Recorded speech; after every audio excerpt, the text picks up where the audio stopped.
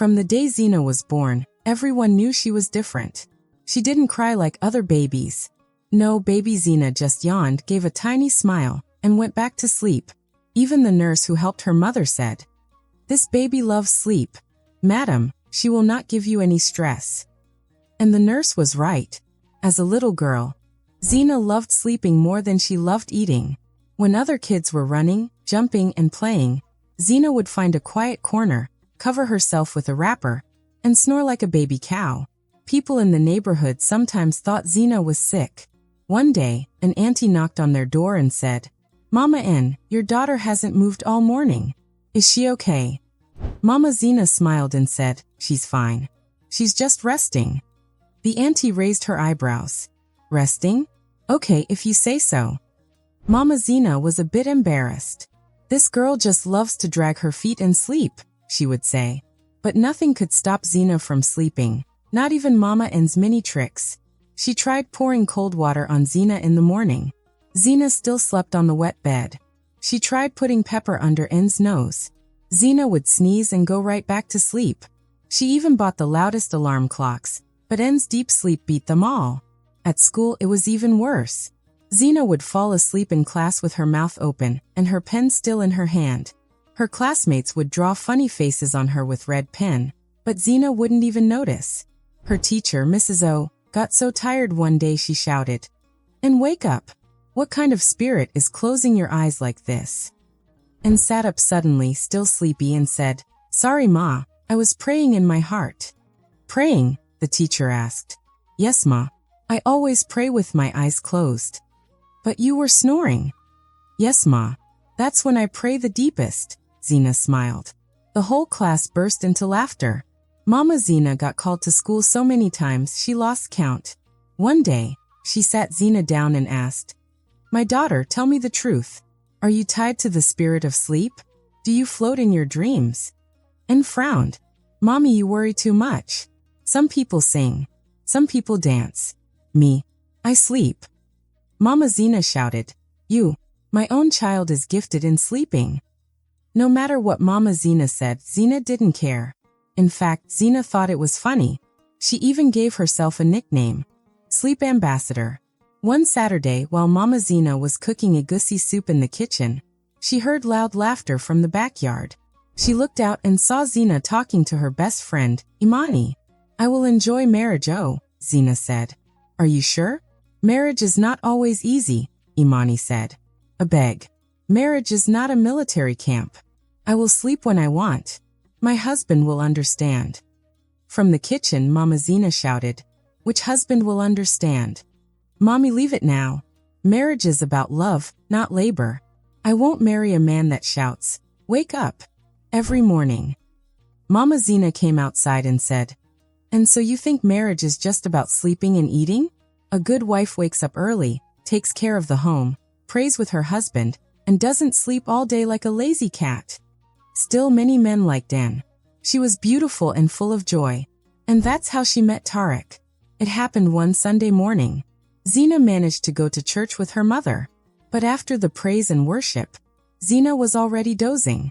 While people shouted Amen, Zina was mumbling Zemen. Right in the middle of the pastor's message, N's head fell forward and bam. Her forehead hit the wooden seat in front. Everyone turned to look at her. Mama Zina covered her face. "God, why me?" As Zina rubbed her forehead and tried to sit up straight, a gentle voice said, "Are you okay?" She looked up. It was Tariq, a tall, handsome man with glasses. He looked like a rich professor. "I'm fine," Zina said, trying to look awake. "I saw you meditating deeply," Tariq smiled. "Oh yes. I was praying," Zina replied. "You pray very quietly," he said, and smiled. "Yes, I pray silently." After church, Tariq waited outside. "Hi, I'm Tariq. I just joined this church. I'm in. I've been here for a long time. I like peaceful people," he said. "And you look peaceful." "My life is peace itself." Zina smiled proudly. They exchanged phone numbers and started talking. They would chat on the phone for hours. Zina had lots of energy on the phone. She laughed and joked without getting sleepy. But when Tariq asked to meet for lunch at 12 p.m., Zina showed up at 2 p.m. I'm so sorry. I overslept, she said. No problem, Tarek smiled. He liked her too much to get angry. He really was in love, and maybe a little confused too. One day Zina told him, I love sleep. I hope you won't disturb my destiny. Tarek laughed. Don't worry. I'll be patient. And he really was. He never complained. Even Mama Zina was shocked. Tarek must be sent from heaven, she said. When Tarek proposed, Zina said yes right away. They had a beautiful wedding. But before they left, Mama Zina pulled Tarek aside and said, My son, may God help you. I hope your house has lots of noise. If it's too quiet, Zina might forget to wake up. Tarek laughed. He had no idea what was coming. At first, Zina really tried.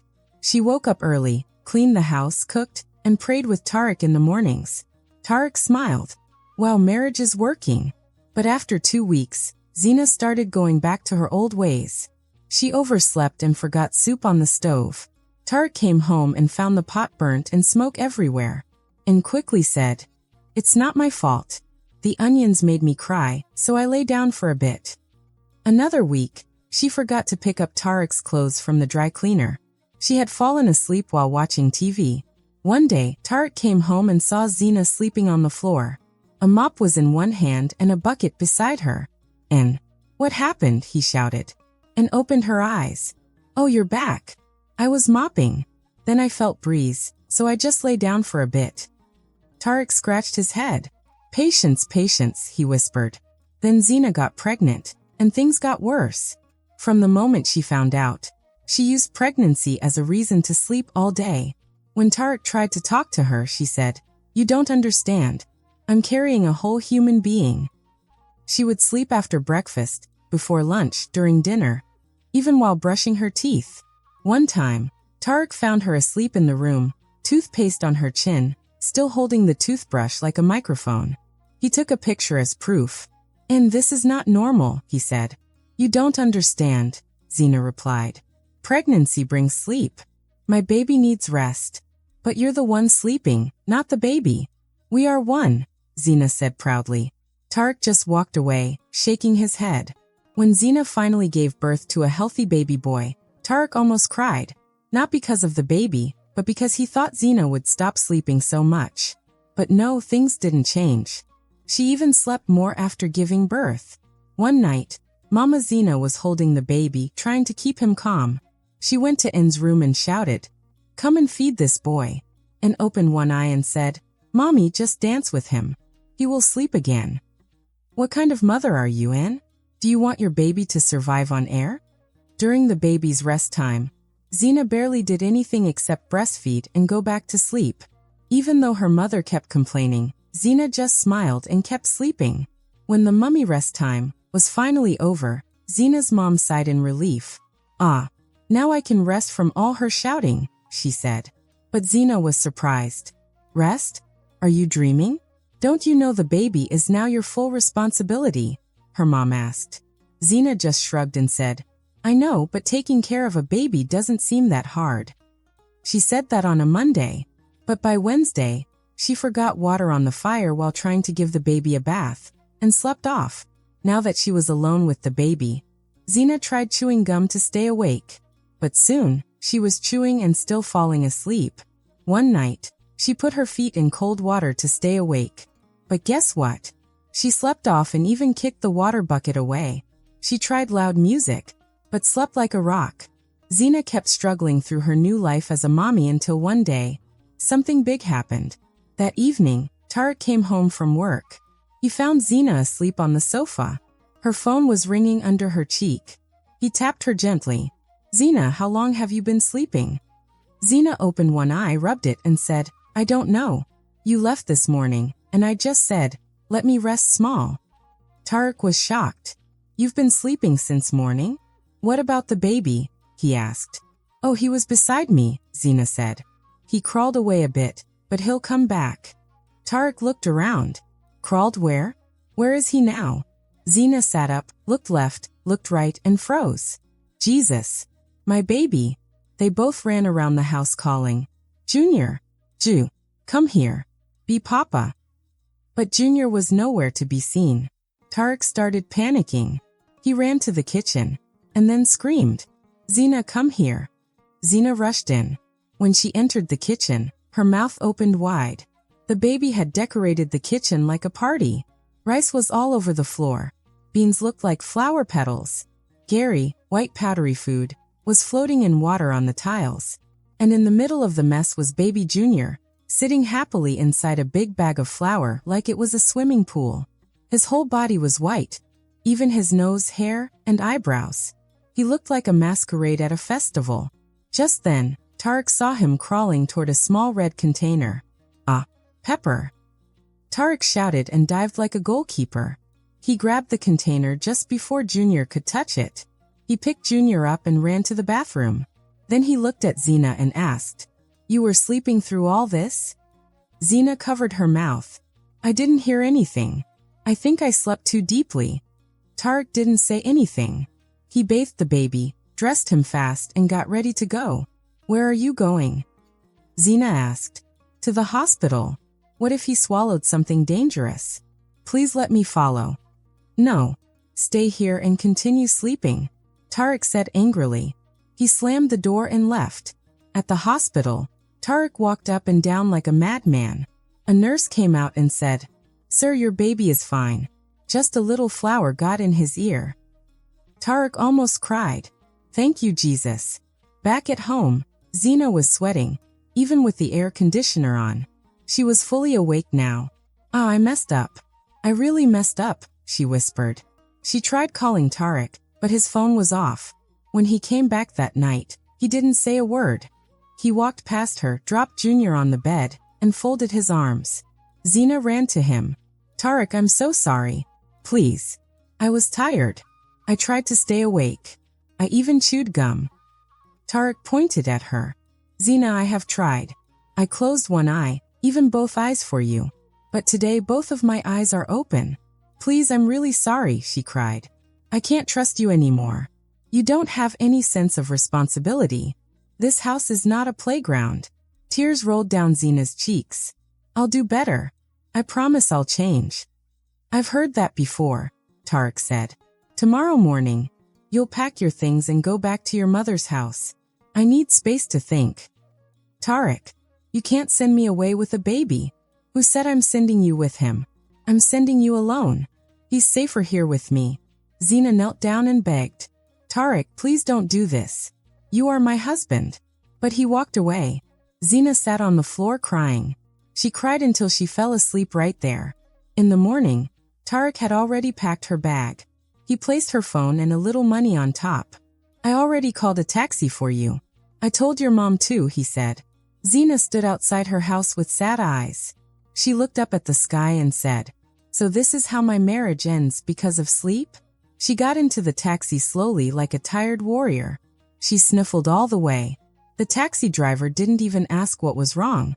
He just turned up the music to avoid drama. When she arrived at her mother's house, she came down quietly, wiped her eyes, and knocked on the gate. "Mama, it's me, your daughter." From inside the house, her mom shouted, "Go back to your husband. This is my husband's house." "Mama, he sent me away." "Good. Go back and beg him." Zina was shocked. She shouted louder, "Mama, I have nowhere to go. Just let me in today. I can sleep on the floor." "Oh, you love floors now? Of course, you can sleep on the floor." "Mama, please. I've changed." Her mom opened the gate just a little. "Really? How many hours have you stayed awake today?" Zina looked down. "About 2.5. "Then come back when you reach 6, she said and slammed the gate shut. Zina stood there like a chicken caught in the rain. She looked left, looked right, sat on her bag, and cried. "I'm finished. Even my own mother sent me away. Where will I go?" She walked around like someone lost.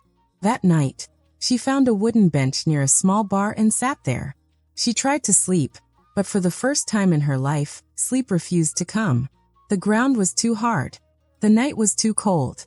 Mosquitoes even sang above her head. She covered herself with a wrapper and said, "If I survive this night, I swear I will change." Morning came. Zina looked like a cartoon. Her eyes were puffy. Her hair was messy like wires. Her lips were dry. She dragged herself along the road. Then she saw a sign near a gate. It said, "Night security guard wanted. No sleeping. Standing job. 12-hour shift." She blinked. No sleeping. She almost passed it, but then stopped. She looked up at the sky. "God, are you saying something to me?" She walked back to the gate and knocked. A tall man with a round belly came out. "Who are you looking for?" "I saw the sign. I want to apply." The man looked at her from head to toe. "You want to be security? Are you okay?"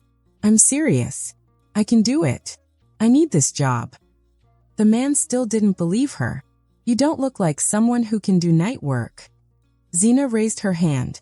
"I promise I can do it." After a short interview, they gave her a shirt, a whistle, and a very old flashlight from 1972. "Your shift starts tonight. 6 p.m. to 6 a.m. No sitting, no sleeping. If you close your eyes for 1 second, you're fired." That night, Zina came early. She wore her uniform and stood like a soldier. The first 3 hours were okay. She even whistled and walked around. But by midnight, trouble started. Her legs were shaking. Her eyes were blinking like broken lights. She started singing to stay awake. She danced, marched, chewed kamani nut, slapped herself, and even put her feet in cold water. By 3 a.m., she was praying loudly. "Lord, hold my eyelids. Don't let me bend. Slap me if I sleep." She tied a rubber band to her hand and snapped it to feel pain. Some night guards from another building came to laugh at her. "Madam Security, how far?" Zina said. "Please face your own work. I'm not here for jokes." One of them laughed. "Who even gave you a torch? Women don't do this job." But Zina didn't answer. She had only one mission, to beat sleep. And little by little she did. Every day she got stronger. She stood for 12 hours. No chair. No nap. No help. After 1 month, she had lost 5 kilograms. Her skin was pale. But her mind? Her mind was sharp like a blade. One morning, a young woman looked into the mirror and said, "Kai, I am not sleepy anymore. I am now someone who watches and stays awake." She started saving her money, eating less, and planning her life better. 2 months later, she felt brave enough to go back to her mother's house. She knocked on the gate. Her mother came out and folded her arms. "You again," she said. "Mama, please listen to me." "I have changed," the young woman said. "You've said that before. What's different this time?" Mama asked. "No, Mama, this time I can show you proof." She showed her cracked heels, her black boots, and her ID card for her security job. "I have not slept well for 60 days, Mama." Her mother's eyes opened wide. "Really?" "Yes, Mama. I now know how important it is to stay awake and be responsible. I was very careless before." Her mother stepped aside and smiled. "Come in, my daughter. You have really grown up." Then Mama welcomed her back into the house. But the young woman didn't rest at all. She didn't even want to. She woke up before sunrise to clean the yard, wash her mother's clothes, cook, fetch water, sweep the gutters, and even help the neighbors. Her mother looked at her and asked, "Are you trying to become a leader or what?" "No, Mama," she replied. "I'm just practicing for my second chance." "But you hardly sleep anymore. What happened?" her mother asked.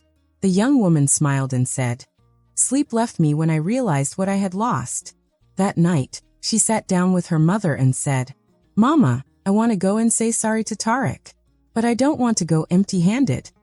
"That's a good idea," Mama said. "You need to say sorry with actions, not just tears." The next day, she went to the market with her small savings. She bought baby clothes, baby formula, and a new set of plates. She had broken many of the old plates before, when she fell asleep while cooking. Then she went to Tarek's house. She stood at the gate and took a deep breath. Knock, knock, knock. The gate opened slowly, and Tarek stepped out. She greeted him politely, "Good evening." Tarek frowned. "What are you doing here?" "I came to say sorry again. But this time, I brought proof." "I don't want your tears and promises," he said. "No tears today," she said softly. "Just the truth." She opened her bag and showed him her security ID card. "I work night shifts. I stay awake 12 hours every night. No cheering, no sleeping. Rain has soaked me. Mosquitoes have bitten me.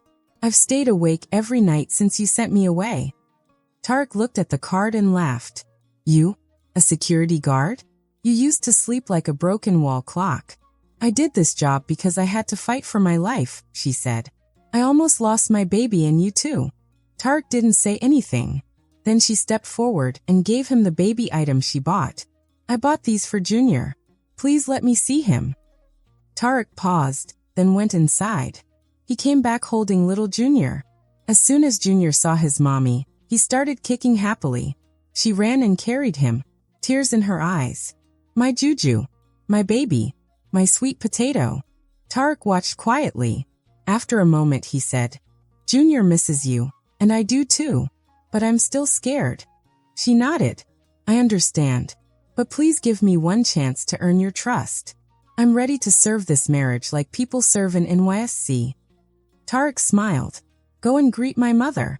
She's inside. The young woman almost fainted from joy. You mean, I can come in? Don't celebrate too much, he said. I haven't fully decided yet. She ran inside hugging Junior. Mama Tarek was in the living room, drinking tea and watching African magic. The young woman knelt in front of her. Mama, good evening. I have come to beg with clean hands and a clean heart. Mama Tarek looked at her calmly. Are you ready to wake up in life now? Yes, Mama. My eyes are now wide open. Even pain can't pass without me seeing it. So you're done with your sleeping life? I have already left that group, Mama. I now belong to the action group. Mama smiled. All right. Stand up. Go sweep the backyard. Let me test your new spirit. The young woman stood up fast. Mama, say no more. I will sweep the whole compound, up to the neighbor's fence, without blinking. For the next few days, it was like taking final exams. She woke up early, made breakfast, did morning prayers, cleaned the house, changed Junior's diapers, and helped Tarek with his schedule like a professional assistant. Tarek kept watching her silently. Every day, he waited to see if she would go back to her old lazy ways, but she didn't. One evening, Tarek came home from work. The house was clean. Dinner was ready. Junior was sleeping. But she was not sleeping. She was in the kitchen, chopping vegetables and singing happy songs. Tarek walked in quietly and hugged her from behind. You've done well, Anne. She jumped a little. You scared me. I've been watching you, Anne. I wanted to be sure this wasn't just acting. Tarek, I'm no longer a movie. I'm now a real-life episode, she joked. Tarek laughed. I'm proud of you, Anne.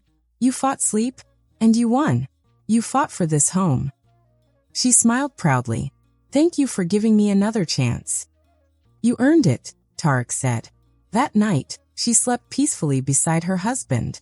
Not because she was lazy, but because she had worked hard and earned her place in that home. She had graduated from the Lazy Wife School with honors. Even the spirit of sleep packed its bags and left her soul for good. Thank you for reading this story. Please tell me what you learned from it. What lesson did this story teach you? Don't forget to share this story with your friends and family. Give it a thumbs up and subscribe to this channel if you haven't already. Until next time, bye-bye.